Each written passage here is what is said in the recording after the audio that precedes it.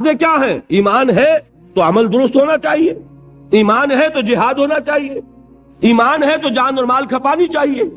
تو جو ایمان دوسرے لوگ جس طرح لائے ہیں، حمزہ بھی تو ایمان لائے ہیں، آخر ان کا راستہ تمہیں نظر نہیں آ رہا؟ ابو بکر ایمان لائے ہیں، ان کی طرح ایمان لاؤ۔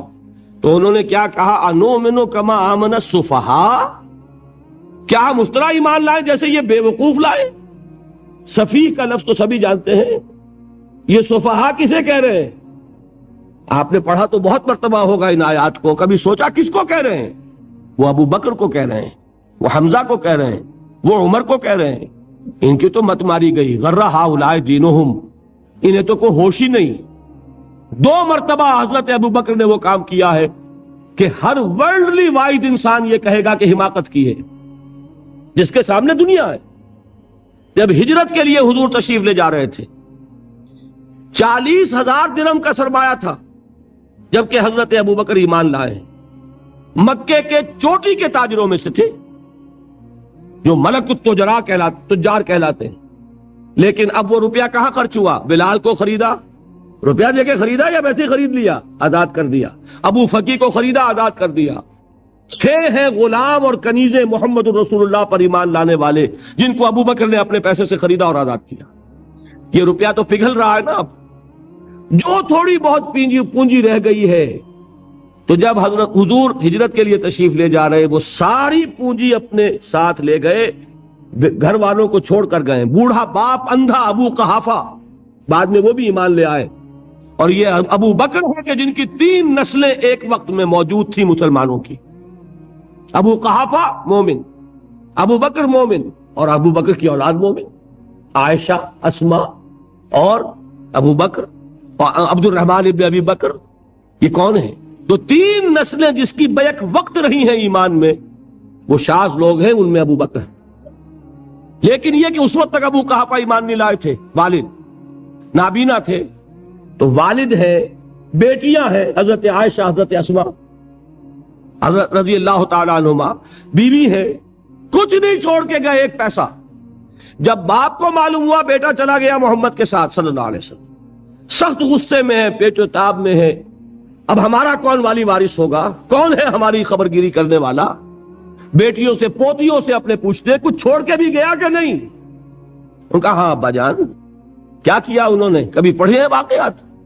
کچھ کنکر روڑے لیے، ایک کپڑے میں پوٹلی بنائی اور اندھے دادا کا ہاتھ اوپر پھروایا، دیکھیے دادا جان یہ چھوڑ گئے ہیں، یہ مال ہے، یہ سونے اور چاندی کے سکے ہیں، ابا جان ہمیں ایسے نہیں چھوڑ کر گئے۔ واقعہ کیا ہے کہ ایک پیسہ نہیں چھوڑا ابو بکر نے گھر والوں کے لیے، سب کچھ لے گئے کہ کیا پتا محمد کے ساتھ جا رہا ہوں، کس وقت کیا ضرورت پیش آ جائے صلی اللہ علیہ وسلم۔ تو یہ کوئی عقل مندی کی بات ہے؟ اپنے غریبانوں میں جھانکی، آپ یہ عقل مندی کریں گے؟ کہیں چاہے نہ، یہ بات دوسری ہے، لیکن یہ کہ اس کو کون ہم میں سے عقل مندی کہے گا؟ اسی طریقے سے جب غزوہ تبوک کا وقت آیا ہے، وہ واقعہ تو بہت مشہور ہے۔ حضرت عمر فرماتے ہیں کہ اس زمانے میں میرے پاس اتفاقاً پیسہ بہت تھا، میں نے یہ سوچا دل میں کہ اس مرحلے پر تو میں ابو بکر سے بازی لے جاؤں گا۔ مسابقت ان میں بھی تھی، لیکن نیکی کی مسابقت، خیر کی مسابقت، انفاق فی سبیل اللہ کی مسابقت۔ تو میں نے سوچا کہ میں بازی لے جاؤں گا۔ میں نے کیا کیا؟ کل دولت جو تھی اس کے 2 حصے کیے، ایک حصہ گھر رکھا اور ایک لا کے حضور کی خدمت میں پیش کر دیا۔ حضور نے پوچھا کہ عمر گھر والوں کے لیے کچھ چھوڑا؟ کہ جی ہاں، نصف کیا میں نے، نصف اللہ کی راہ میں حاضر ہے، نصف چھوڑایا۔ ٹھیک ہے، اب وہ آئے ابو بکر، پوچھا حضور نے ابو بکر گھر والوں کے لیے کچھ چھوڑا؟ کہ نہیں، صدیق کے لیے ہے خدا کا رسول، بس گھر میں اللہ اور اس کے رسول کے نام کے سوا کچھ نہیں چھوڑا۔ یہی ہے نا، پروانے کو چراغ ہے، بلبل کو پھول، بس، اور صدیق کے لیے ہے خدا کا رسول، بس، مجھے گھر والوں کے لیے کچھ نہیں چاہیے۔ یہ کام جو ہے، تو یہ جن کا ہم اس وقت ذکر پڑھ رہے ہیں منافقین، ان کے نزدیک حماقت تھی یا عقل مندی تھی؟ یہ سمجھداری تھی یا بے وقوفی تھی؟ وہ ہے جو بات کہہ رہے ہیں کہ جب ان سے کہا جاتا ہے ایمان لاؤ بھلے لوگوں کی طرح جیسے دوسرے لوگ ایمان لائے ہیں، تو کیا کہتے ہیں؟ انؤمن کما آمن السفہاء، الا انہم ہم السفہاء ولکن لا یعلمون، آگاہ ہو جاؤ، اصل احمق یہ ہے، اصل بے وقوف یہ ہے، انہیں نہیں پتا کہ حقیقت کیا ہے، نفع کیا ہے، نقصان کیا ہے۔ وہ جو بات میں نے سورۃ العصر میں بیان کی تھی، والعصر ان الانسان لفی خسر الا الذین آمنوا وعملوا الصالحات وتواصوا بالحق وتواصوا بالصبر، جس کے ذہن اور قلب پر یہ صورت کندہ ہو جائے گی، اس کے نزدیک عقل مندی یہ ہے کہ سب کچھ اللہ کی راہ میں لگا دو۔ جس کے دل میں یہ بات بیٹھی نہیں، اس کے لیے عقل مندی یہ ہے کہ بچا بچا کر رکھو، چھپا چھپا کر رکھو، سنبھال سنبھال کر رکھو۔ عقل مندی کا اس میں تقاضا کچھ اور ہے، اس میں تقاضا کچھ اور۔ لیکن یہاں بھی فرمایا وَلَٰكِن لَا يَعْلَمُونَ، انہیں ابھی علم نہیں ہے اس کا۔ اس سے پہلی آیت میں بھی فرمایا وَلَٰكِن لَا يَشْعُرُونَ، انہیں شعور نہیں ہے۔ دیکھیے میں آپ کو بتا رہا تھا یہ وہ غیر شعوری نفاق ہے، یہ بڑھتا چلا جا رہا ہے۔ پہلے جھوٹا بہانہ تھا، پھر جھوٹی قسمیں ہوئیں، پھر دشمنی ہو گئی صادق الایمان، جو جان اور مال لگا رہے ہیں، نچھاور کر رہے ہیں، پروانہ وار اللہ پر، اللہ کے دین کے اوپر نثار کر رہے ہیں اپنے آپ کو، ان سے عداوت، ان سے دشمنی، ان کا بغض، یہ تھرڈ سٹیج تک پہنچ گئے۔ اب بھی وہ اپنے آپ کو منافق نہیں سمجھتے، وہ سمجھتے عقل مند تو ہمیں، یہ تو بے وقوف ہے۔ ہم ہیں اصل میں بھائی، سمجھ کے چلنا چاہیے، تیل دیکھنی چاہیے، تیل کی دھار دیکھنی چاہیے، دائیں بائیں دیکھنا چاہیے، حفاظت کا بھی خیال ہونا چاہیے۔ یہ ساری چیزیں تو عقل مندی ہے نا دنیا کے اعتبار سے، تو وہ تو انہیں بے وقوف سمجھ رہے ہیں، اپنے آپ کو منافق کہاں سمجھیں گے؟ چاہیے ٹھیک ہے بھائی، دین بھی چاہیے، لیکن دنیا کی فکر بھی چاہیے کہ نہیں؟ یہ آپ کہتے ہیں کہ نہیں کہتے؟ یہ تو بات آپ نے بہت دفعہ سنی بھائی، ٹھیک ہے دین بھی ہونا چاہیے لیکن دنیا بھی تو ہونی چاہیے کہ نہیں؟ یہ ہے سمجھ دنیا کی، یہ ہمارے معیارات ہیں۔ یہی وجہ ہے کہ دین ذلیل سے ذلیل تر ہو رہا ہے۔ دین وہ جو میں نے حال ہی کے اشعار سنائے تھے کہ پستی کا کوئی حد سے گزر نہ دیکھے، اسلام کا گر کر نہ ابھر نہ دیکھے، مانے نہ کبھی کہ مد ہے ہر جزر کے بعد دریا کا ہمارے جو اتر نہ دیکھے۔ یہ دریا چڑھا کب تھا؟ جب صحابہ کرام نے وہ فینیٹسزم جس کو آج ہم کہیں گے، اس کا جب مظاہرہ کیا، اس کا ثبوت دیا، دامے درمے سخنے، جان مال تن دھن سب لگا دیا، تو اللہ کے دین میں بہار آ گئی، رونق آ گئی، دین کا غلبہ ہو گیا۔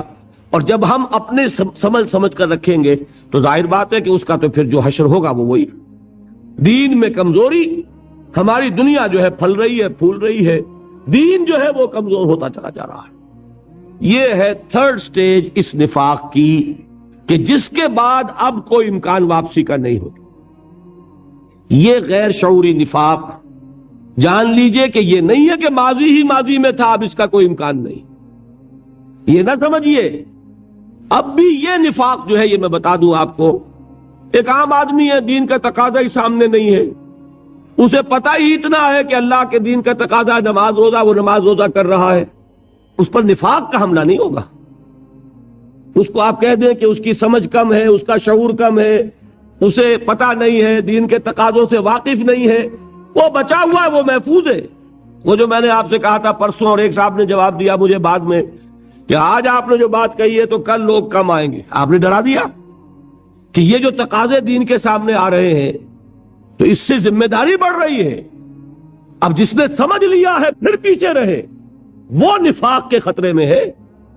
جسے سمجھ ہی نہیں ہے وہ پھر بھی کوئی نہ کوئی عذر پیش کر سکے گا کہ اللہ ان مولویوں سے پوچھ جنہوں نے ہمیں بتایا نہیں، انہوں نے تو دین کے تقاضے ہمیں یہ بتائے نہیں، انہوں نے تو ہمیں نور اور بشر میں چکر دے کے لڑائے رکھا، ان سے پوچھ۔ اصل جو مجرم جو ہے وہ یہ ہے، وہ واقعہ یہ ہے کہ کسی درجے میں بچیں گے کہ دین چاہتا کیا ہے، دین کے تقاضے کیا ہیں، توحید کی حقیقت کیا ہے، شرک کی حقیقت کیا ہے۔ اس کی طرف اگر توجہ ہی نہیں دلائی جا رہی، اور اس غریب کو پتہ ہی نہیں، اسے پتہ ہی صرف یہ ہے کہ کھڑے ہو کر سلام پڑھنے میں اتنا فائدہ ہوتا ہے، وہ پڑھ رہا ہے بیچارہ، لہذا اس کا معاملہ آسان ہے بنسبت اس شخص کے کہ جس کے سمجھ میں آ گیا ہو، بات اس نے پالی ہو، دین یہ چاہتا ہے، دین اپنا غلبہ چاہتا ہے۔ علامہ اقبال نے غالب پر ایک جو نظم لکھی ہے، بانگ درا میں ہے، اس کا ایک شعر بڑا پیارا ہے، گیسوئے اردو ابھی منت پذیر شانہ ہے، شمع یہ سودائی یہ دل سوزی یہ پروانہ ہے۔ یہ دین جو ہے یہ تو چاہتا ہے کہ اہل ایمان پروانہ وار اس شمع پر نثار ہو جائے، جانے لگا دے، گردنیں کٹوا دے، وَلَا تَقُولُوا لِمَنْ يُقْتَلُ فِي سَبِيلِ اللَّهِ أَمْوَاتٌ بَلْ أَحْيَاءٌ وَلَكِنْ لَا تَشْعُرُونَ۔ اور اگر اس سے پیچھے ہٹیں گے، قدم پیچھے ہٹا نہیں کہ نفاق کی زد میں آئے نہیں، وہ نفاق کی پہلی stage, second stage, third stage, وہاں پہنچ گئے، واپسی نہیں۔ اس کے لیے ایک اور دو آیات میں چاہتا ہوں کہ اس سے اس حقیقت کو اور سمجھ لیں اچھی طرح، تاکہ کوئی اشکال نہ رہ جائے۔ ایک آیت تو میں نے شروع میں پڑھی تھی، ایک نہیں ہے، یعنی ایک جگہ سے سورہ عنکبوت، اور ایک آیت ہے سورہ حج کی، وہ میں نے شروع میں تلاوت نہیں کی۔ سورہ حج کی آیت دیکھیے، اس قدر پیاری آیت ہے، دوسرے رکوع کے اندر آپ کو آیت ملے گی، سورہ حج 17ویں پارے میں ہے، نصف کے بعد شروع ہوتی ہے، اور اس کے دوسرے رکوع میں وَمِنَ النَّاسِ، اور لوگوں میں سے کچھ ایسے بھی ہیں، مَن يَعْبُدُ اللَّهَ عَلَى حَرْفٍ، جو اللہ کی بندگی کرنا چاہتے ہیں کنارے پر کھڑے ہو کر۔ ایک ہے منجدھار میں کودنے والے کہ ہر چباد آباد ماں کشتی درا بنداختیم، جیسے کہ طارق نے کیا تھا، ادھر ساحل اندلس پر قدم رکھا، ادھر کشتیوں میں آگ لگا دی، کہ کسی کے دل میں خیال ہی نہ آئے کہ واپسی بھی ہے، کوئی کسی کے ذہن میں سوال ہی پیدا نہ ہو کہ اب گھر واپس جانا ہے۔ طارق چمبر کنارہ اندلس سفینہ سوخت، گفتند کار تو جو رہے عقل و خرد خطاست۔ دیکھیے وہی عقل اور بے وقوفی والی بات آ گئی، لوگوں نے کیا یہ طارق کیا کیا، عقل مندی کی روح سے تو یہ غلطی کی تم نے۔ عقل تو یہ سکھاتی ہے کہ ذرا سنبھل سنبھل کر چلو، جذبہ یہ کہتا ہے کہ نہیں، واپسی کا کوئی سوال نہیں۔ اس نے اقبال نے یہی نقشہ کھینچا ہے کہ بے خطر کود پڑا آتش نمرود میں عشق، عقل ہے محو تماشائے لبے بام ابھی۔ عقل تو کودنے کا مشورہ نہیں دیتی، جذبہ اور عشق اور محبت جو ہے وہ کہتا کودو۔ تو یہ بات جو ہے من الناس من یعبد اللہ علی حرف، انسانوں میں سے ایسے بھی ہیں جو اللہ کی بندگی کرنا چاہتے ہیں مگر کنارے کنارے۔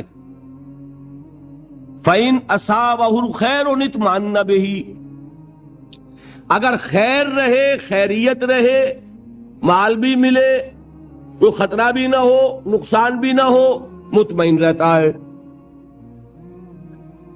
وَإِنْ أَصَابَتْهُ فِتْنَةٌ انقلب عَلَى وَجْهِهِ خَسِرَ الدُّنْيَا وَالْآخِرَةَ، اور اگر آزمائش آ گئی، کڑا وقت آ گیا، کٹھن امتحان آ گیا، اپنے منہ کے بل اوندھا گر پڑتا ہے، خسر الدنیا والآخرہ ذالک هو الخسران المبین، یہی ہے خسارہ دنیا اور آخرت کا، اور اصل خسارہ یہی ہے۔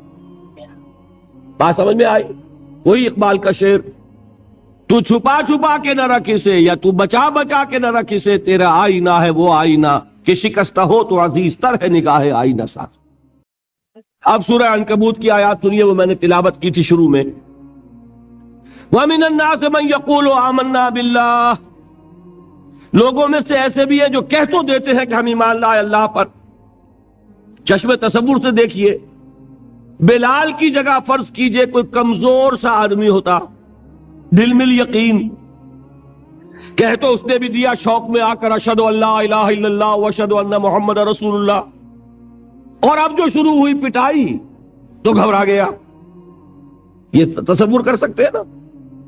وَمِنَ النَّاسِ مَن يَقُولُ آمَنَّا بِاللَّهِ فَإِذَا أُوذِيَ فِي اللَّهِ، پھر جب اسے اللہ کی وجہ سے ایذا پہنچائی گئی، جعل فتنة الناس كعذاب اللہ، تو اللہ انسانوں کی طرف سے ڈالی ہوئی آزمائش سے ایسے گھبرا اٹھا جیسے کہ اللہ کے عذاب سے گھبرانا چاہیے۔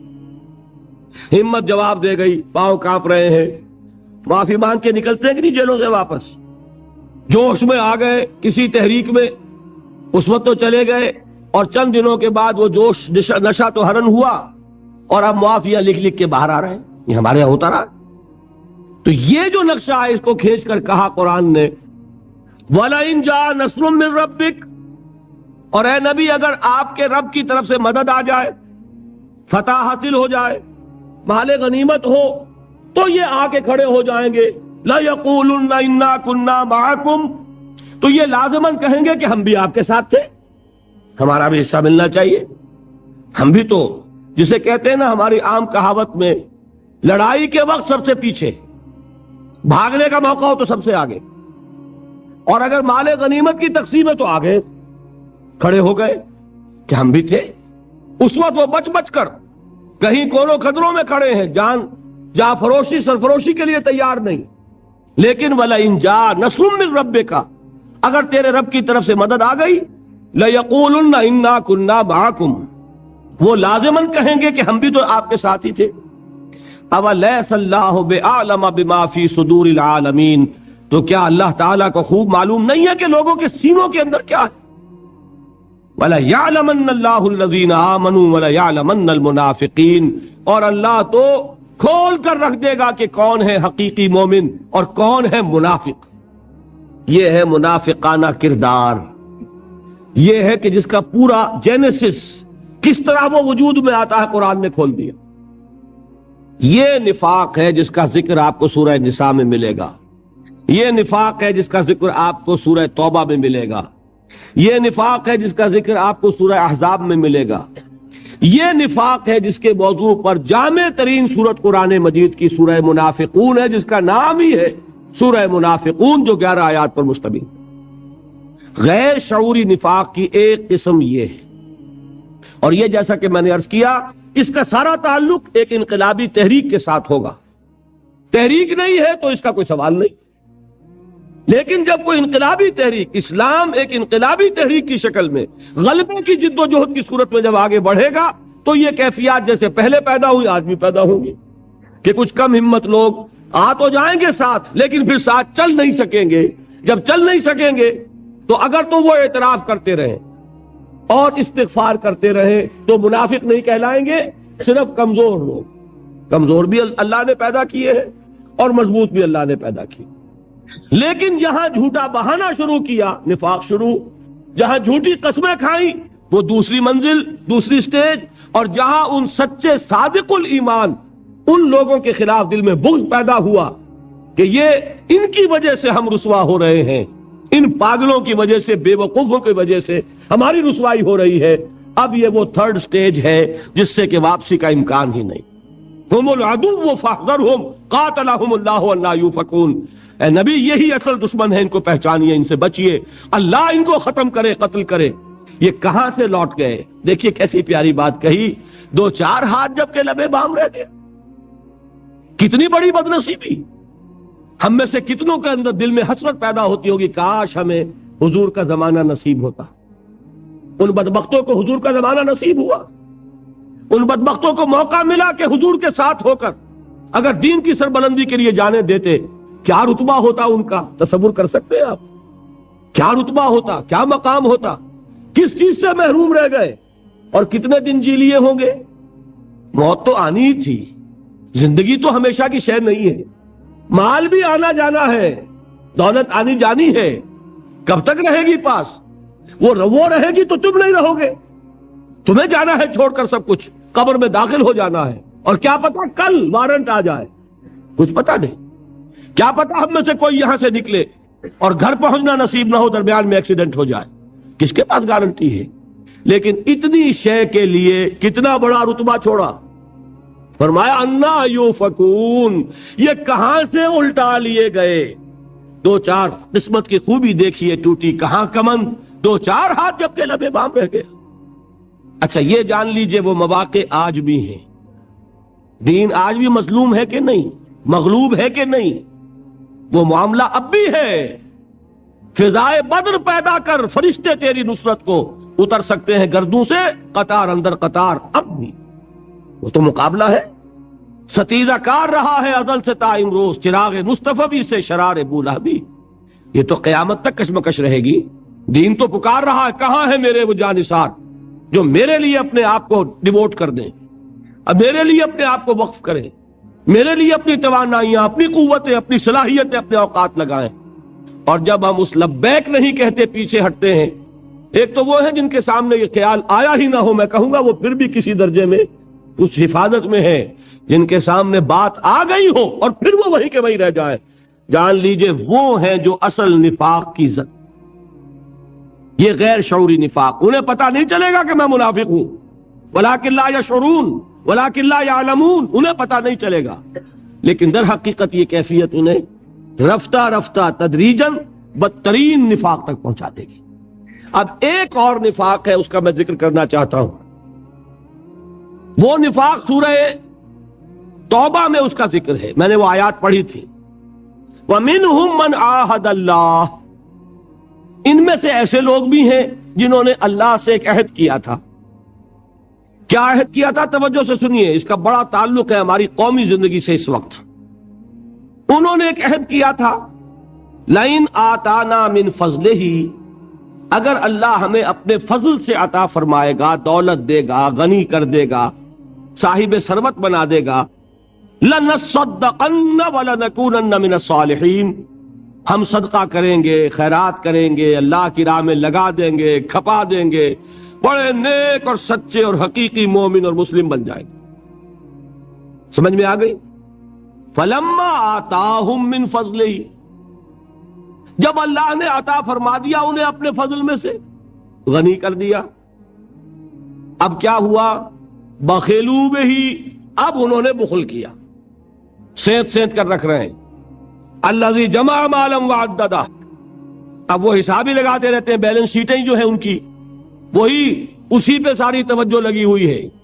کیا ایسٹس تھے، اب کیا ہے، اس سال میں کیا کمایا ہے، کتنا بڑھ گیا ہے، فکسڈ ایسٹس کتنے اور فلوئڈ ایسٹس کتنے اور یہ کتنے اور وہ کتنے.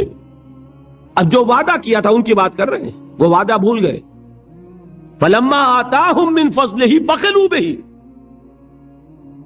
اور کیا کیا؟ وَعْرَضُوا وَهُمْ مُعْرِضُونَ وَتَوَلَّوْا وَهُمْ مُعْرِضُونَ، پیٹھ موڑ لی، اعراض کیا، بھول گئے. بات سمجھ میں آ گئی؟ اب اس پر سنیے، فَأَعْقَبَهُمْ نِفَاقًا فِي قُلُوبِهِمْ. عقوبت کسے کہتے ہیں؟ عقوبت سزا، اتنی اردو تو آنی چاہیے. عقوبت سزا، اصل میں تو جزا بھی عقوبت ہے، عقب میں آنے والی شے. آپ نے ایک عمل کیا، اس کا نتیجہ نکلا، اس کے نتیجہ تو پیچھے ہی آئے گا نا، پہلے تو نہیں آئے گا. تو جو نتیجہ نکلتا ہے اس کے لیے لفظ عقوبت ہے، اصلاً پیچھے آنے والی شے. لیکن عام طور پر اس کا استعمال جو ہے وہ ہے سزا کے لیے، جزا کے لیے نہیں. اسی طرح کا ایک لفظ مصیبت ہے، عربی میں مصیبت کے معنی کوئی شے کہ جو واقع ہو جائے، اصابہ یصیبو، مصیبت. لیکن عام طور پر لفظ ہم استعمال کرتے ہیں تکلیف دہ واقعے کے لیے، مصیبت آ گئی. خوشی دینے والا واقعہ جو، اس کے لیے لفظ مصیبت نہیں بولتے، لفظاً مصیبت کا اطلاق اس پر بھی ہوگا. ما اصاب من مصیبت فی الارض ولا فی انفسکم الا فی کتاب من قبل ان نبراها ان ذلک علی اللہ یسیر. تو خیر یہ تو میں نے مثال دی ہے. اب یہاں اس کا جو لفظ آیا فَأَعْقَبَهُمْ نِفَاقًا فِي قُلُوبِهِمْ، اللہ نے سزا کے طور پر ان کے دلوں میں نفاق پیدا کر دیا. یہ نقد سزا جو اس دنیا میں ملی، وعدہ کیا تھا؟ اللہ دولت دے گا، اس کی راہ میں خرچ کریں گے. اللہ نے دولت دی، اب بخل کیا، منہ موڑ لیا، بھول گئے وعدے کو. سزا کیا ملی؟ وہ جو قیامت میں ملنی ہے وہ تو ملنی ہے. اس دنیا میں نقد سزا وعدہ خلافی کی کیا ملی؟ فَآقَبَهُمْ نِفَاقًا فِي قُلُوبِهِمْ إِلَى يَوْمِ يَلْقَوْنَهُ، اور یہ نفاق اب ان کے دلوں میں رہے گا اس دن تک جس دن کہ انہیں اللہ سے ملاقات کرنی ہے. یہ کیوں اللہ نے ان کو سزا دی؟ بِمَا أَخْلَفُوا اللَّهَ مَا وَعَدُوهُ وَبِمَا كَانُوا يَكْذِبُونَ، بسبب اس خلاف ورزی کے جو انہوں نے اللہ کے ساتھ کیے ہوئے وعدے کی اور بسبب اس جھوٹ کے جو انہوں نے بولا. بات سمجھ میں آ گئی؟ ایک نفاق وہ بھی ہے جو سزا کے طور پر دنیا میں دل میں پیدا کر دیا جاتا ہے. یہ مضمون جس کا میں نے ابھی آپ کو حوالہ دیا ہے یہ ویسے طویل ہے اور اس میں آیات بھی ہیں، احادیث بھی ہیں، لیکن جو جنگ میں چھپا ہے 30 نومبر اور 6 دسمبر جو جنگ کراچی کا ہے، لاہور کے جنگ میں غالباً وہ 3 قسطوں میں چھپا ہے، لیکن جنگ کراچی آتا ہے، یہاں آپ حاصل کر سکتے ہیں. اس کو پڑھیے اور اس کی کاپی جو ہے حافظ عرفان صاحب کے پاس موجود ہے. جنہیں اس سے دلچسپی ہو وہ اس کی کاپی حاصل کر لیں، فوٹو سٹیٹ لے لیں، پڑھیں. اس میں نے بیان کیا ہے یہ نفاق کی سزا ہے جو آج پاکستانی قوم کے اوپر اللہ کی طرف سے مسلط ہو گئی. کیوں ہو گئی؟ کیا وعدہ کیا تھا ہم نے؟ اے اللہ ہمیں پاکستان عطا فرما، کیا کریں گے؟ تیرا دین قائم کرے. کیا کہا تھا قائد اعظم نے؟ Was he not the spokesman of the nation? پوری قوم کے تھے نا، پوری قوم کے طرف سے بولنے والے نمائندے. ہم پاکستان اس لیے حاصل کرنا چاہتے ہیں کہ ہم اس میں اسلام کے اصول اخوت و حریت و مساوات کا عہد جدید میں ایک نمونہ پیش کریں. یہ کہا کہ نہیں کہا؟ اور بر صغیر کے گلی کوچے درہ خیبر سے لے کر راجکماری تک اور مکران سے لے کر چٹاگان تک اس نعرے سے گونجے کہ نہیں گونجے کہ پاکستان کا مطلب کیا؟ لا الہ الا اللہ. اسلام قائم کیا آپ نے. میں کسی ایک شخص کی بات نہیں کر رہا. قائد اعظم تو خیر بہت جلدی اللہ تعالیٰ نے ان کو بلا لیا، وہ اللہ کے پاس ہیں، ان کا حساب کتاب اللہ کے پاس ہے. اصل معاملہ انڈیویجول کا نہیں ہے، میں قوم کی بات کر رہا ہوں. قوم نے کیا کیا؟ ہم نے بھی کارخانے بنائے، فیکٹریاں بنائیں، محل بنائے. وہ لوگ کہ جن کو قطعاً توقع نہیں ہو سکتی تھی کہ وہ اتنے اعلیٰ عہدوں پر فائز ہوں گے، ان کو مواقع ملے کہ نہیں ملے؟ جو تصور نہیں کر سکتے تھے کہ ایسے کاروبار جما سکتے ہیں، انہوں نے کاروبار جمائے کہ نہیں جمائے؟ صرف یہی کیا یا دین کو قائم کیا؟ حال یہ ہو گیا وہ لوگ جو پاکستان میں رہتے تھے، جنہیں واقعہ یہ ہے کہ کوئی قیمت نہیں دینی پڑی پاکستان کی، ان کی بات چھوڑ دیجئے. جو گھر میں دولت مل جائے اس کی قدر و قیمت کا احساس نہیں ہوتا. جو لوگ ملک چھوڑ کر آئے، جنہوں نے آگ اور خون کے دریا عبور کیے، انہوں نے بھی آ کر کیا کیا؟ جس کے پاس 4 پیسے ہوئے برقع اتر گیا. یہ کیا ہم نے. آپ دیکھیے اپنے معاشرے کے اندر کیا ہوا ہے. یہ اس کی سزا ہے جو نفاق کی شکل میں آج آپ کے معاشرے پر ہے. وہ جو نفاق کی میں نے آپ کو عملی حدیثیں سنائی تھی، سوچئے ہمارے معاشرے میں جھوٹ، دغا، فریب، وعدہ خلافی، کم تولنا، رشوت کیا ہے؟ کون سی برائی ہے کہ جو ہمارے معاشرے میں آج نہیں، جو ہمارے قومی کریکٹر کا جز بن چکی ہے؟ یہ ہے وہ بدترین سزا، وہ نفاق عملی کہ جو آج پوری پاکستانی قوم پر. افراد ہے اب بھی، لیکن افراد کی بات نہیں ہے، وہ مستثنا ہوتے ہیں. بڑا پیارا شعر ہے اقبال کا کہ فطرت افراد سے اغماس بھی کر لیتی ہے، نہیں کرتی کبھی ملت کے گناہوں کو معاف.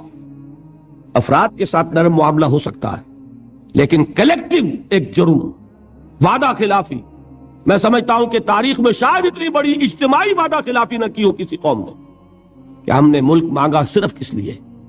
جو دعائیں مانگی ہم نے، میں ان میں سے ہوں کہ جو خاک اور خون کے اور آگ اور خون کے دریا عبور کر کے آئے ہیں پاکستان.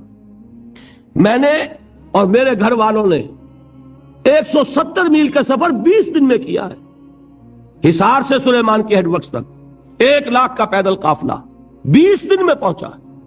راستے میں وہ کچھ کھایا ہے جس کے کھانے کا تصور انسان نہیں کر سکتا. وہ پانی پیا ہے جوہر کا جس کو دیکھ نہیں سکتا انسان. یہ سب کچھ کر کے پاکستان آئے. لیکن آج بتائیے کہ وہ قوم کہاں ہے؟ وہ وعدے کہاں ہیں؟ وہ اسلام کہاں ہے؟ وہ اسلامی حریت کہاں ہے؟ وہ اسلامی مساوات کہاں ہے؟ وہ اسلامی اخوت کہاں ہے؟ وہ اسلامی معاشرہ کہاں ہے؟ اسلامی قانون کہاں ہے؟ آئینی قوانین. میں نے آپ کو بتایا تھا کہ جب مصطفیٰ کمال نے ختم کیے ہیں اسلام کے آئینی قوانین، تو پورے یورپ نے فقرے چست کیے تھے کہ یہ عجیب قوم ہے، کہتی یہ ہے کہ ہمارے پاس سب سے اچھا قانون ہے، اور حال یہ ہے کہ پرسنل لا، فیملی لاز بھی ہم سے لے رہی. وہ حال ہمارا ہوا. ہندوستان کا مسلمان، مجھے بتایا گیا ہے 6-7 جنوری کو یہاں آ رہے ہیں مولانا علی میاں اور ان کے ساتھ اور بہت سے لوگ. پرسنل لا کے معاملے میں، آئلی قوانین کے معاملے میں ہندوستان کی سپریم کورٹ نے صرف ایک فیصلہ دیا ابھی، اور وہ ایک تھوڑی سی تبدیلی کی ہے اس میں، اور اس پر مسلمانوں کا وہ رد عمل ہندوستان میں ہوا ہے. 600 افراد ایک دن میں کلکتہ میں گرفتار ہوئے. میں ابھی گیا ہوا تھا ہندوستان. انگریزی اخبارات میں نے بامبے میں جو ڈیمونسٹریشن کیا مسلمانوں نے، اس کے لیے الفاظ یہ تھے، پورے صفحے کے اوپر تصویر: A mammoth demonstration by Bombay Muslims against the verdict of the Supreme Court.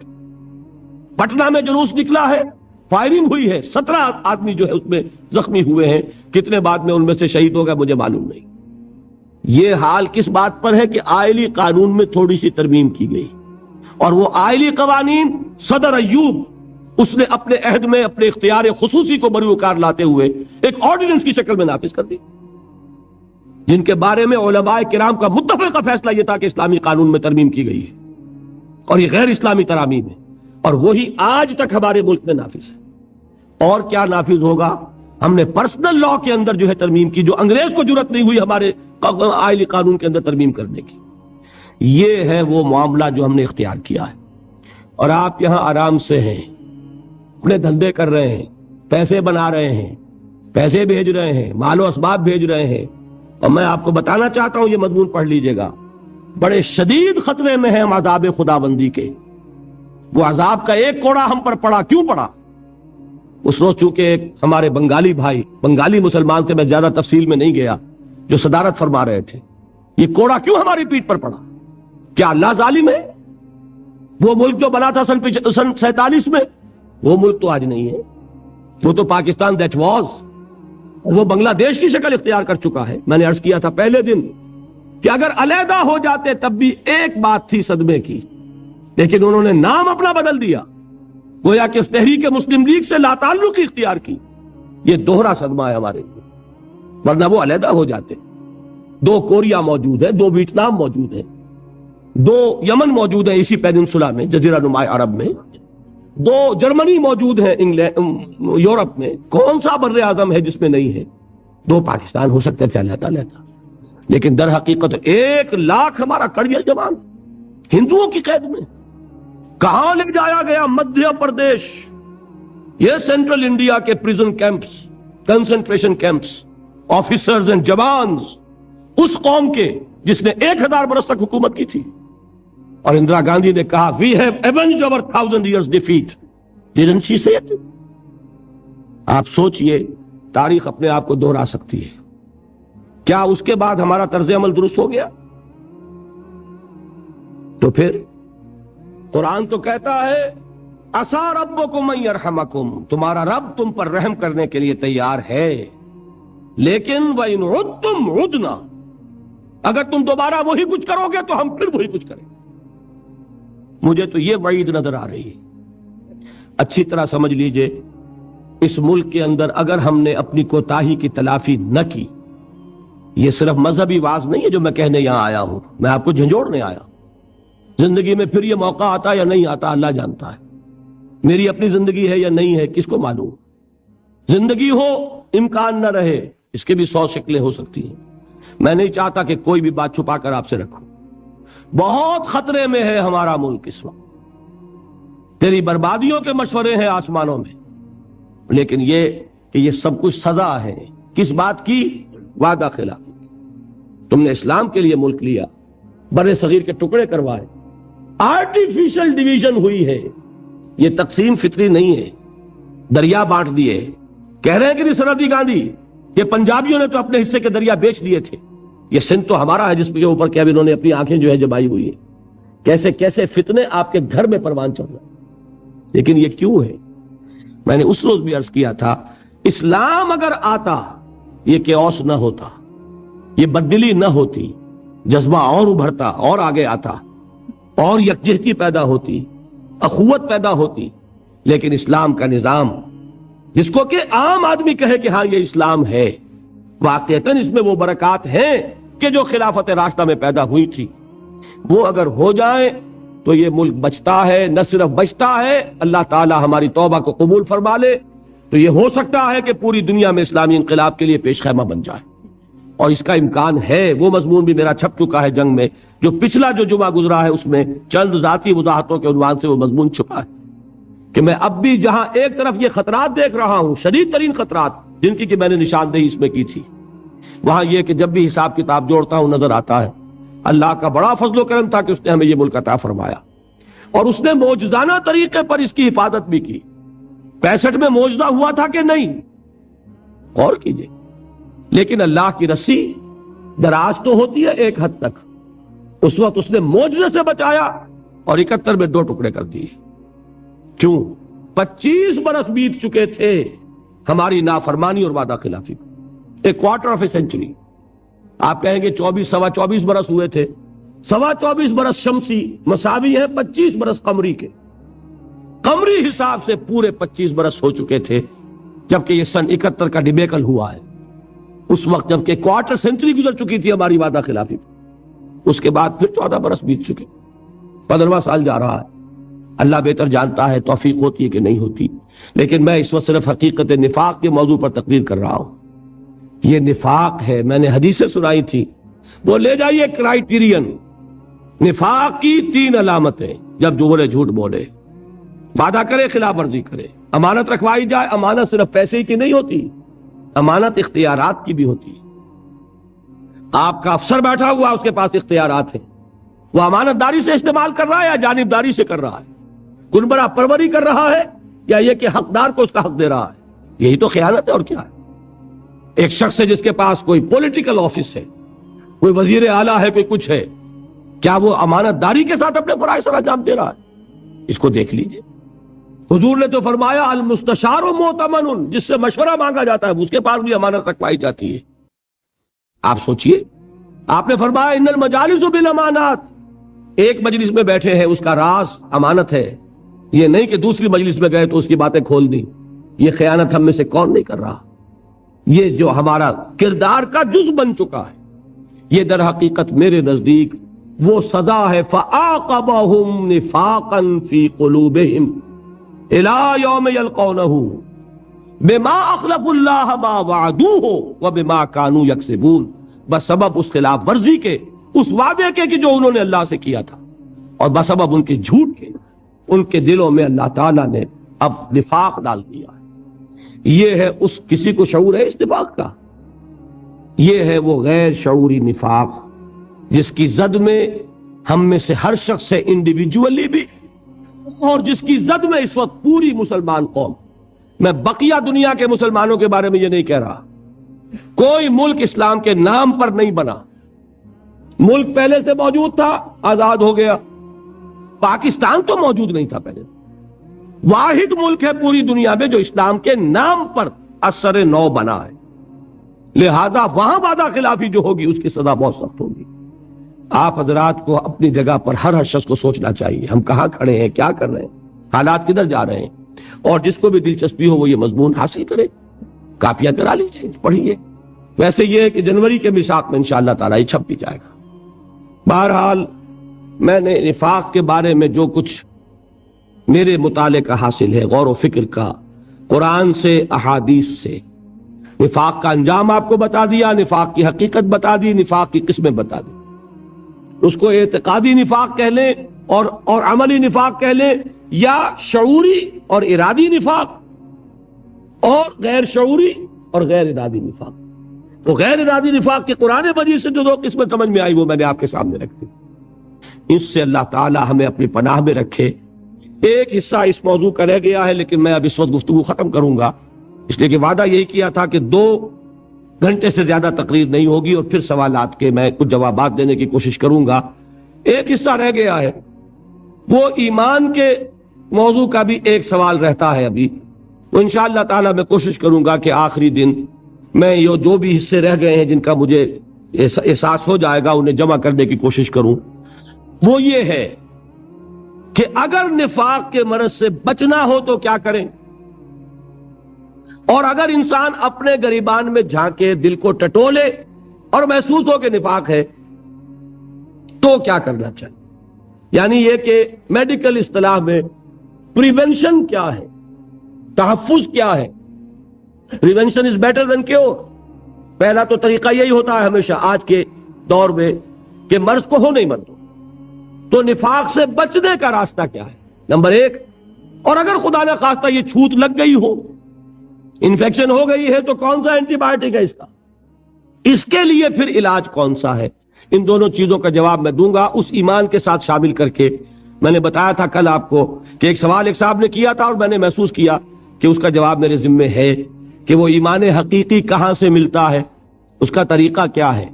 یہ دونوں چیزیں تقریباً مثبت اور منفی پہلو سے ایک ہی سوال کے 2 رخ ہیں. حقیقی ایمان، یقین قلبی والا ایمان کیسے ملے، یا نفاق سے کیسے بچیں، یا نفاق اگر ہو تو اس کا ازالہ کیا ہے. اس موضوع پر انشاءاللہ تعالیٰ پھر گفتگو کروں گا. اب میں دعا کر رہا ہوں اللہم طہر قلوبنا من النفاق، اے اللہ ہمارے دلوں کو نفاق سے پاک کر دے، وَأَعْمَالَنَا مِنَ الرِّيَاءِ، اور اے اللہ ہمارے دلوں میں، ہمارے اعمال میں سے ریاکاری نکال دے، وَأَلْسِنَتَنَا مِنَ الْكَذِبِ، اور ہماری زبانوں کو پاک کر دے جھوٹ سے، وہ جھوٹ کے جو نقطہ آغاز بنتا ہے اس مرض نفاق کا، وہ ہمارے دلوں کو نفاق سے پاک کر، ہمارے اعمال کو ریا سے پاک کر، ہماری زبانوں کو جھوٹ سے پاک کر، وَأَعْيُنَنَا مِنَ الْخِيَانَةِ، اور اے اللہ ہماری آنکھوں کو خیانت سے بچا۔ یہ اللہ تعالی ہمیں توفیق عطا فرمائے اور ہمیں منافقین میں سے نہ بنائے، مومنین صادقین میں سے ہونے کی توفیق عطا فرمائے، اور ہمیں دین کے تقاضوں کو سمجھ کر فہم و شعور کے ساتھ ایک فیصلہ کن ارادے کے ساتھ ادا کرنے کی توفیق عطا فرمائے۔ بارک اللہ لی ولکم فی القرآن العظیم ونفعنی وإیاکم بالآیات والذکر الحکیم۔ اور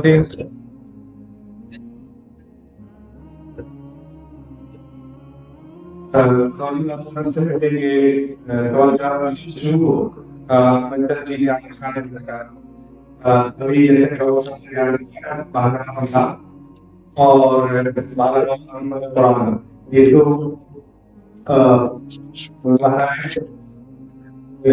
اس کی مجھے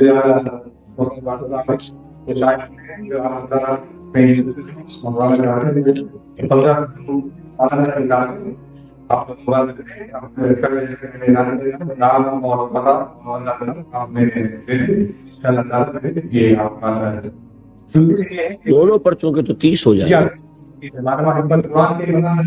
اور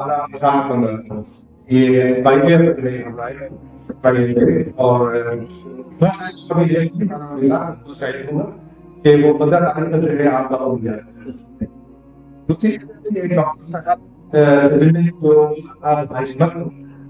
ان کے لیے اقدام کیا گیا ہے کہ 4 بجے ہے، اور وہ ہے شیخ امداد لطیف اور شیخ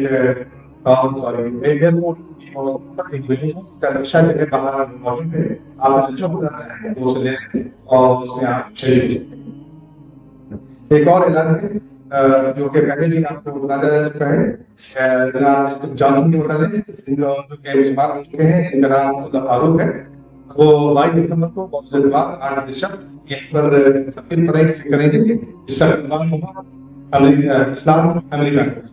یہ ہے president of Islam new York کے، اور بہت سارے دوسرے پیپرس ہیں اس کے، جنہوں نے بہت سارے کو مسلم میں استعمال کیا ہے، اور ابھی فی الحال نہال اردو کے جو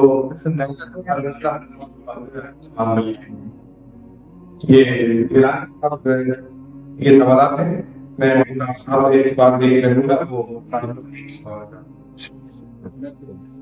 دیکھیے ان سوالات سے پہلے مجھے کل یا پرسوں بلکہ شاید ایک صاحب نے طویل تحریر دی تھی، اور بلکہ جس روز پہلے دن یہ ہمارا پروگرام ہو رہا تھا ایک بزرگ یہاں سے ناراض ہو کر بھی چلے گئے تھے اس ویڈیو کے مسئلے پر۔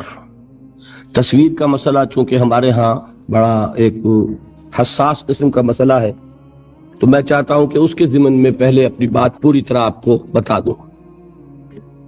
دیکھیے جن احادیث کا حوالہ یہ حضرات دیتے ہیں وہ احادیث ہمارے بھی علم میں ہیں، لیکن ان احادیث میں تصویر کشی سے منع کیا گیا ہے۔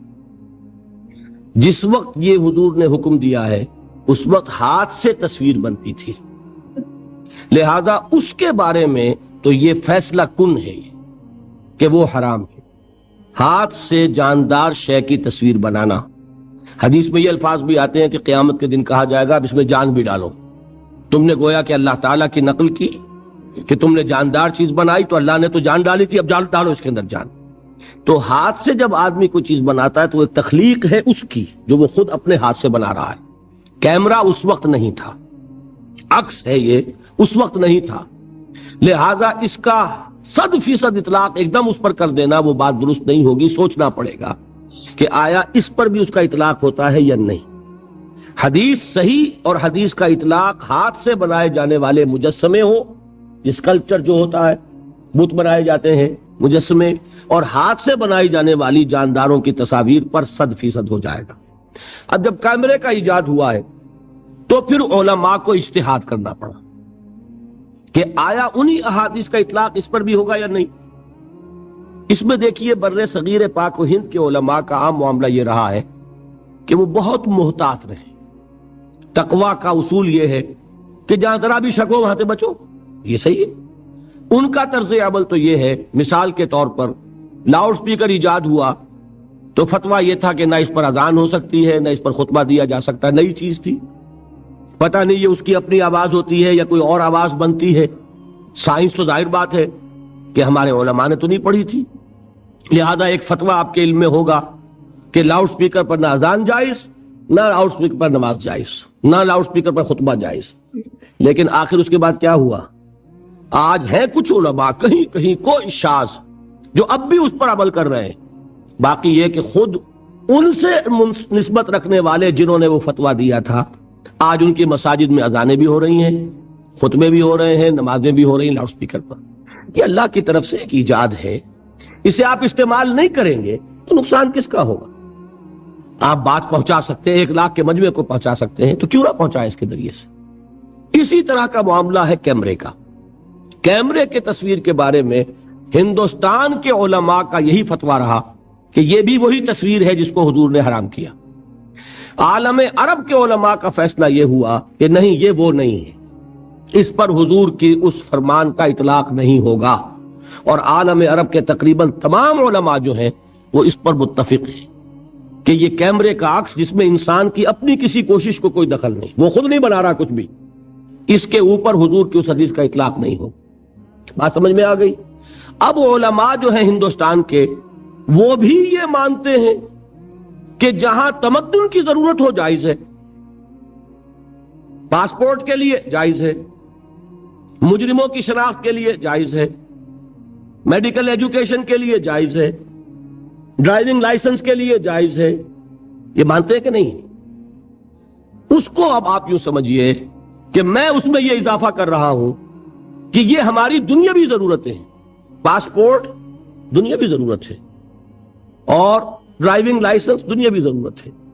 ایک چیز جو دنیاوی ضرورت کے لیے جائز ہو گئی وہ دینی ضرورت کے لیے حرام کیسے ہو جائے گی؟ یہ کام اگر ہم نے ان چیزوں کے ذریعے سے نہ پھیلایا، انہی ذرائع سے کفر پھیل رہا ہے، انہی ذرائع سے شرک پھیل رہا ہے، انہی ذرائع سے الحاد پھیل رہا ہے، انہی ذرائع سے بے حیائی پھیل رہی ہے۔ لیکن ہم جو ہے روکے رہ جائیں تو یہ کام شیطان کا ہوگا یا ہمارا ہوگا؟ اس کے گھر میں گھی کے چراغ جلیں گے کہ اچھا ہے یہ بیٹھے رہیں اور میں ان ذرائع سے سب کفر اور شرک اور گمراہی پھیلا دوں گا۔ تو جو چیز ایک تمدنی ضرورت کے لیے جائز ہے، وہ چیز میرے نزدیک دینی ضرورت کے لیے بدرجہ اولا بدرجہ اتم جائز ہے۔ ہاں، یادگار کے طور پر فوٹو کھینچنا، کمروں میں لگانا، یہ جو بن باز صاحب ہیں مفتی اس وقت سب سے بڑے جو ہے سعودی عرب کے، ان کا فتویٰ آیا ہے کہ تصویر کشی عام کسی ضرورت کے تحت حرام نہیں ہے، فوٹو لگانا، ان کو ڈسپلے کرنا بڑی شخصیتوں کے خاص طور پر، اور پھر یہ کہ بلا ضرورت گھروں کے اندر لگانا صرف یادگار کے طور پر، یہ غلط ہے، یہ ناجائز ہے۔ البتہ یہ کہ اگر ایسی بات نہیں ہے تو محض تصویر کشی جو اس کے ذریعے سے ہوتی ہے، کیمرے کے ذریعے سے، وہ ناجائز نہیں۔ بہرحال میرا عمل اس پر ہے، کسی کو اختلاف ہے ٹھیک ہے وہ نہ کرے، لیکن میرے پاس یہ دلائل ہیں جن کی روح سے ٹیلی ویژن پر آیا، میں 15 مہینے آیا، یہ سب دنیا جانتی ہے کہ اس کا کتنا اثر ہوا ہے، کتنا تعارف ہوا، قرآن مجید کی طرف کتنی رغبت ہوئی۔ اچانک کیسے محسوس ہوا کہ اس قرآن مجید میں صرف جھگڑے کی باتیں نہیں ہیں جو ہمارے علماء لیے پھرتے ہیں، بلکہ اس میں تو حکمت ہے، اس میں تو ہمیں سیاست سکھائی گئی ہے، اس میں معیشت کے احکام ہیں، اس میں سماج کے لیے رہنمائی ہے، اس میں تو ہماری زندگی کے لیے رہنمائی ہے۔ یہ کام اگر ہوا کہ پورے ملک میں، اب یہاں میں نے جو مشقت کی ہے 10 دن یا مکمل ہو جائے گے، آپ اندازہ کیجئے کتنے لوگوں نے فائدہ اٹھایا۔ یہ بھی جتنوں نے اٹھایا بہت ہے، لیکن یہی ٹیلی ویژن پر ہو رہا ہوتا تو، پاکستان میں سمجھتا ہوں کہ الہدا سے بیک وقت لاکھوں افراد نے فائدہ، وہ ذریعہ حق کے نشر و اشاعت کا میں استعمال نہ کرتا تو دین کا نفع تھا کہ نقصان؟ تو میرے تو یہ دلیل ہے جس کے تحت میں یہ کر رہا ہوں. جس کا دل آمادہ نہیں ہے وہ ٹھیک ہے، لیکن یہ کہ یہ بات صرف میری نہیں ہے، یہ تمام اہل عرب کے علماء کی ہے. خود ہمارے ہاں کے علماء وہ بھی پاسپورٹ لیے ہوئے ان جیبوں کے اندر آتے، فوٹو اس میں ہے. معلوم ہوا کہ تمدنی ضرورت کے لیے فوٹو جائز ہے، تو تمدنی ضرورت کے لیے جائز ہے تو دینی ضرورت جو ہے وہ اس سے کم تر اہمیت کی شے ہے. یہ ہے میرا سب جواب اس کا. اب آپ سنیے، کچھ کیا میں نہیں کیا، کچھ نہیں کیا، میں اس لیے میں آپ کو دے رہا ہوں. دیتے جائیے.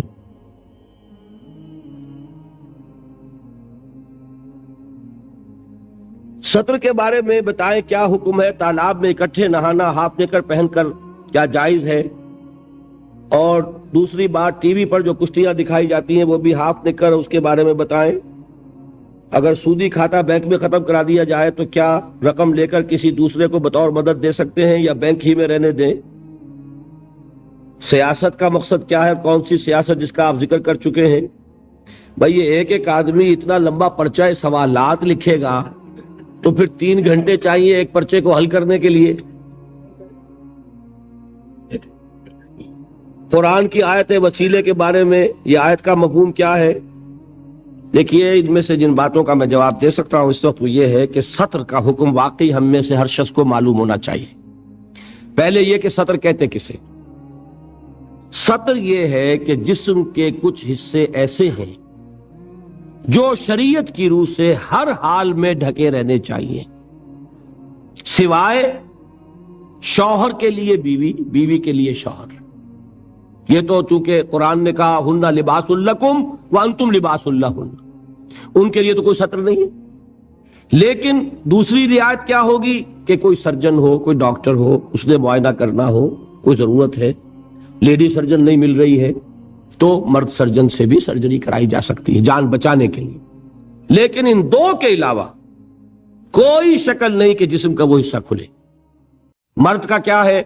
ناف کے اوپر سے لے کر گھٹنے کے نیچے تک، ناف بھی نظر نہیں آنی چاہیے. بہت سے لوگ بالکل نہیں جانتے، احرام باندھا ہوتا ہے ناف اوپر نکلی ہوتی ہے، اس لیے کہ پتہ ہی نہیں. ناف جو ہے یہ سطر میں شامل ہے، اس کے اوپر ہونا چاہیے، کمر بند ہو یا تہ بند ہو جو بھی ہو، اس کے نیچے نہیں. اور گھٹنا جو ہے اس کے نیچے تک، گھٹنا بھی سطر میں. اب نکر وغیرہ جو ہے اس میں یہ سطر نہیں ہوتا، یہ ناجائز لباس ہے، اسلام کی روح سے حرام لباس، اس میں کوئی اختلاف نہیں. یہ ہے مرد کا معاملہ. عورت کا معاملہ کیا؟ پورا جسم سطر ہے سوائے چہرے کی ٹکیا، ہاتھ یہ پہنچوں سے باہر، اور پاؤں ٹخنے سے نیچے. یہ میری بہنیں بھی یہاں موجود ہیں، وہ بھی توجہ سے سنیں. یہ عورت کا جسم سطر ہے. بال سطر میں شامل ہیں، یہ ڈھکے رہنے چاہیے. یہی وجہ ہے کہ عرب ممالک میں وہ رومال کا رواج ہے، ہمارے ہاں دوپٹے کا رواج ہے. باقی یہ ہے کہ شوہر کے سامنے کھل سکتا ہے، ڈاکٹر کے سامنے کھل سکتا ہے اس کے علاوہ. لیکن باقی کسی کے سامنے بھی، باپ کے سامنے، بھائی کے سامنے، بیٹے کے سامنے، کسی عورت کے سامنے جسم نہیں کھل سکتا سوائے 3 حصوں کے: چہرے کی ٹکیا، پورا سر نہیں، ہاتھ کلائیوں تک اور پاؤں ٹخنوں تک. یہ ہے کن کے لیے؟ یہ بھی محرم جو ہیں. اب ان کے لیے عورت چہرہ کھلا رکھ کر بھی سامنے آ جائے گی. نامحرم سے چہرہ بھی چھپانا ہے، یہ حجاب کہلاتا ہے، یہ سطر نہیں ہے، یہ حجاب ہے. سطر حجاب کا حکم جو ہے وہ سورہ احزاب میں. وہ کون ہے محرم جن کے سامنے عورت آ سکتی ہے چہرہ کھول کر؟ اس کی فہرست سورہ نور میں موجود. اپنے باپ، شوہر کے باپ، اپنے بیٹے، شوہر کے بیٹے یعنی سوتیلے بیٹے، اپنے بھتیجے، شوہر کے بھتیجے نہیں، شوہر کا بھتیجا نامحرم ہے. اپنے بھانجے عورت کے، شوہر کا بھانجا نہیں، شوہر کا بھانجا نامحرم. اس لیے کہ آج شوہر کا انتقال ہو جائے، اس عورت کا نکاح ہو سکتا ہے اس کے بھتیجے کے ساتھ، اس کے بھانجے کے ساتھ. ہاں اپنے بھتیجے کے ساتھ کبھی بھی نہیں ہو سکتا، ناممکن. جو محرمات ابدیہ ہیں وہی محرم ہیں. جن سے شادی کسی صورت میں نہیں ہو سکتی، سمجھے آپ، اپنے باپ سے نہیں ہو سکتی، اپنے بیٹے سے نہیں ہو سکتی، سوتیلے باپ سے نہیں ہو سکتی، سوتیلے بیٹے سے نہیں ہو سکتی، دادا سے نہیں ہو سکتی، پوتے سے نہیں ہو سکتی. یہ آپ گنتے جائیے. جو محرمات ابدیہ ہیں وہی محرم ہے. ان کے سامنے عورت چہرہ بھی کھلا رکھ کر آ سکتی ہے، باقی کے سامنے آئے گی چہرہ چھپائے گی. یہ ہے اسلام کے احکام. اللہ تعالی ہمیں ان پر چلنے کی توفیق عطا فرمائے. اب باقی جو ہے آپ اس کو جو ہے قیاس کرتے رہیے اس کے اوپر. سوال جواب کھڑے ہو کر کرنے کی اجازت نہیں ہے. اور یہ جان لیجئے کہ یہ پورا پرچہ سوالات جو ہے میں حل نہیں کر سکتا. سود کے بارے میں تو کون نہیں جانتا بھائی جی. کس دوسرے میں جہاں سوالات ہیں سود کے متعلق آ رہے ہیں، آپ گھبرائیے نہیں. سود کا معاملہ میں 2-4 دفعہ بتا چکا ہوں، آپ کے علم میں ہے. اب اختلاف یہ ہے کہ ہمارے بعض بھائی وہ ہیں جو یہ کہتے ہیں کہ بینک کا سود نہیں ہے. سمجھے آپ؟ ان کا اگر تو خلوص کے ساتھ مغالطہ ہے اللہ تعالیٰ انہیں معاف کرے گا، لیکن اگر جان بوجھ کر کر رہے ہیں تو بہت بڑا جرم کر رہے ہیں. اگر مجھ پر، میرے فہم پر، میری سمجھ پر کوئی اعتماد ہے تو کان کھول کر سن لیجئے. بینک کا سود بھی 100% ربا ہے اور اسی کے حکم میں ہے کہ جو شریعت کا حکم ہے. اب رہ گیا یہ کہ کریں کیا. آپ کرنٹ اکاؤنٹ میں پیسہ رکھیے، معاملہ ختم. اول تو اللہ کے بینک میں رکھو، دے دو اللہ کے راہ میں خرچ کر دو. اس سے بڑا آپ کو کوئی نفع دینے والا نہیں ہے. باقی یہ یسألونک ماذا ينفقون قل اللہ، اے نبی آپ سے پوچھتے ہیں اللہ کی راہ میں کتنا خرچ کریں. کہیے جو بچ گیا ہو، جو ضرورت سے زائد ہو، جسے آپ سیونگ کہتے ہیں، سیونگز بینک. اللہ نے سیونگ بینک کھولا ہوا بہت بڑا، جمع کرا دو. توکل رکھو کہ جب تمہیں ضرورت ہوگی اللہ تمہاری ضرورت پوری کرے گا. اور لاکھوں بھی تمہارے پاس موجود ہو سکتا ہے کہ مہلت ہی نہ ملے پیسہ خرچ کرنے کی اور موت آدم ہو جائے. تو توکل کس چیز کا نام ہے؟ باقی یہ کہ اگر اتنی ہمت نہیں ہے کرنٹ اکاؤنٹ میں رکھیے جس پہ سود کا سوال نہیں ہے. تو اس میں یہ ہے کہ اگر ایک حد سے کم رقم ہو جائے گی تو الٹے آپ کو پیسے دینے پڑیں گے، اور دینے چاہیے کہ بینک آپ کی طرف سے حفاظت کر رہا ہے آپ کے پیسے کی. You must pay some thing. جیسے بینک سروسز دوسری ہیں، آپ نے یہاں سے وہاں رقم بھیجی ہے تو کچھ پیسے دیتے ہیں کہ نہیں. ایسے ہی سمجھیے کہ آپ کے پیسے کی حفاظت کر رہا ہے، آپ دیں اس کو. پی ایل ایس اکاؤنٹ وغیرہ کے بارے میں میں کچھ عرض نہیں کر سکتا، اس میں بہت اختلافات چل رہے ہیں. صحیح صورت ابھی تک نکھر کر نہیں آئی ہے کہ حکومت اس کو کس طریقے پر استعمال کر رہی ہے. شروع میں جو شکلیں آئی تھی ہماری تحقیق میں وہ سراسر سود تھا، سوائے لیبل بدلنے کے اس کی کوئی حقیقت نہیں بدلی تھی. لیکن اب کوئی نئی اسکیمیں آ رہی ہیں تو ابھی اس کا جب تک کہ ہم مطالعہ نہ کر لیں، دین کے معاملے میں کوئی بات بغیر سمجھے بوجھے کہہ دینا درست نہیں. آپ کو اللہ تعالیٰ توفیق دے کہ آپ اس کی تحقیق فرمائیں.